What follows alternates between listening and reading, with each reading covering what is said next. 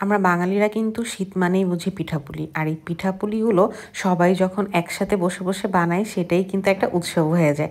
আসসালামু আলাইকুম, সবাইকে নতুন একটি ভিডিওতে ওয়েলকাম করছি। তো সেদিন আম্মু, আমাদের পাশের বাসার আন্টি ওনারা সবাই মিলে হচ্ছে পিঠা বানাচ্ছিল। এই পিঠাটাকে একেক অঞ্চলে একেক নামে ডাকে। যেমন কেউ ডাকে সেমাই পিঠা, আরও অনেকে হয়তো অনেক নামে ডাকে। তো এটার জন্য আন্টি প্রথমে হচ্ছে এখানে কড়াইতে পানি দিয়ে দিয়েছিল। পানিটা ভালো করে ফুটার পর একটু পানির মধ্যে একটু চালের গুঁড়িকে মিক্স করে দিয়ে দিল, তাহলে নাকি পিঠা অনেক সুন্দর হয়।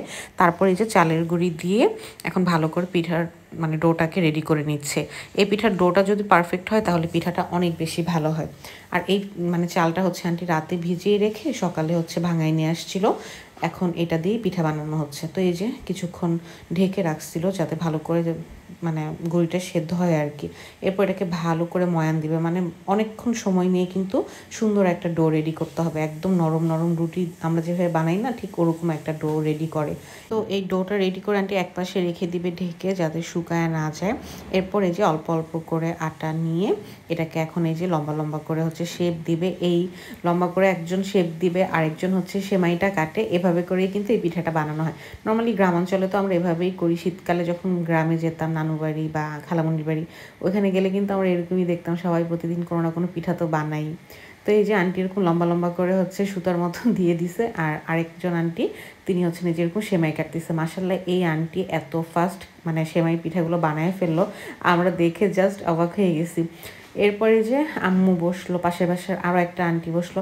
আমরা পাশের বাসার আন্টিরা মিলে না খুব মজা করি সবাই। মাশাআল্লাহ, মানে আলহামদুলিল্লাহ যে সবাই আমরা আসলে এত মিলেমিশে থাকতে পারতেছি। যেই যা বানাক মোটামুটি একসাথেই করা হয় আর কি। তো এই যে এখানে একটু কফিও খাওয়া হচ্ছে, মানে কাজের ফাঁকে ফাঁকে গল্প হয়, আড্ডা হয়, চা কফি খাওয়া হয়। আর এই যে যা বানায় তা তো সবাই মিলে খাওয়াই হয়। আর যেহেতু এখানে মানে বানাচ্ছিল মোটামুটি অনেকের জন্যই, তাই এখানে একটু বেশি পরিমাণেই কিন্তু নেওয়া হয়েছে। আর সবাই না ধরলে দেখা যায় যে অনেক প্রেশার পড়ে যায় একজনের উপরে।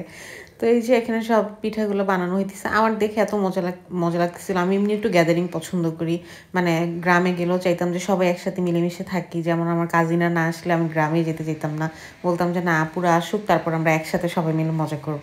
এগুলো অনেক মিস করি এখন আসলে, কারণ আগে তো অনেক যাওয়া হইতো, এখন একদমই যাওয়া হয় না। তো পিঠাটা কাটতে কাটতে এপাশে আন্টি হচ্ছে এখানে লিকুইড দুধ জাল দেওয়া শুরু করছে। তো এই যে এই টোটাল হচ্ছে পিঠা। এখানেও কিছু ছিল, আরও কিছু আগে নিয়ে যাওয়া হয়েছে।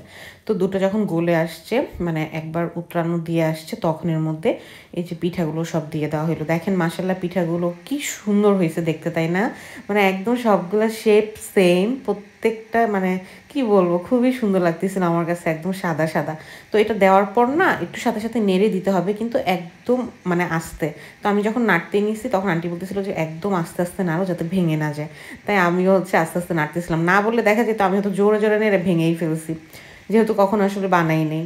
তো এরকম করে করে কিছুক্ষণ পর পর আন্টি হচ্ছে মানে দিচ্ছিল। এখানে সবগুলো একসাথে দিবে না, তাহলে হচ্ছে নাকি দলা পেকে যেতে পারে, ভেঙে যেতে পারে, এই জন্য অল্প অল্প করে দিবে।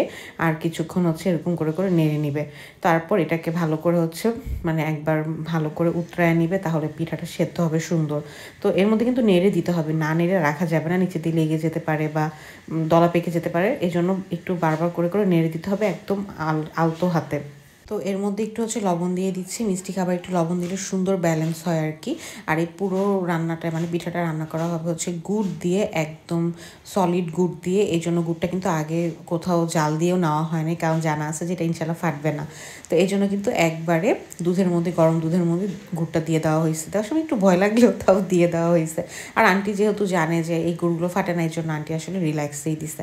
তো এরপরে এই যে গুড় দিয়ে এটাকে বেশিক্ষণ আর জাল করা যাবে না, মানে পুরো পিঠাটা রান্না করতে কিন্তু বেশিক্ষণ সময় লাগে না, আধা ঘন্টার মতো সময় লাগছে, কিন্তু বানাইতে এই প্রসেসিংটাই লং আর কি।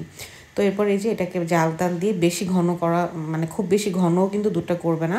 এই পিঠাগুলো আমার কাছে একটু পাতলা পাতলা, মানে এই যে এরকম যে কনসিস্টেন্সি, এটা হইলে আমার কাছে অনেক ভালো লাগে। আর কারণ ঠান্ডা হইলে দেখা যায় আরও ঘন হয়ে যায়। এখন যদি আপনি নামানোর সময় অনেক ঘন করে নামান, ঠান্ডা হইলে আরও বেশি ঘন হয়ে যাবে। তো এই কনসিস্টেন্সিটা আমার জন্য একদম পারফেক্ট। তো তো এভাবে হচ্ছে যে আমাদের রান্না করা শেষ সেমাই পিঠা। আর এই পিঠাগুলো না এক একজন এক একভাবে পছন্দ করে বা এক এক সময় এক এক টেস্ট লাগে। যেমন এটা যদি গরম গরম খাই, এই যে এখন যেমন আমাকে গরম গরম দিচ্ছে, এরকম গরম গরম খেতে একরকম টেস্ট লাগে। আবার যদি একটু ঠান্ডা করে খাই তখন আরেক রকম টেস্ট লাগে। মানে দুই রকম টেস্ট, গরমটাও ভালো লাগে আবার ঠান্ডাটাও ভালো লাগে। তো আন্টি সবগুলো এরকম হচ্ছে বেড়ে নিচ্ছিল। তো দেখেন মাশাল্লাহ কি সুন্দর হয়েছে, মানে এত মজা লাগছে। অনেক দিন পর আমি এরকম এত মজার একটা পিঠা খাইছি। মিষ্টিটা পারফেক্ট ছিল, ঘনত্বটা পারফেক্ট ছিল, সব কিছু মিলাই সেই মজা লাগছে। তো কারা কারা এই সেমাই পিঠাটা খান বা কারা কারা পছন্দ করেন অবশ্যই জানাবেন। কাদের অঞ্চলে কী নামে ডাকা হয় সেটাও জানাবেন। সাথে আমার ভিডিওটি ভালো লাগলে অবশ্যই ফেসবুক পেজটি ফলো করে দিবেন, ইউটিউব চ্যানেলটি সাবস্ক্রাইব করে দিবেন। So thanks for watching. Allah হাফেজ।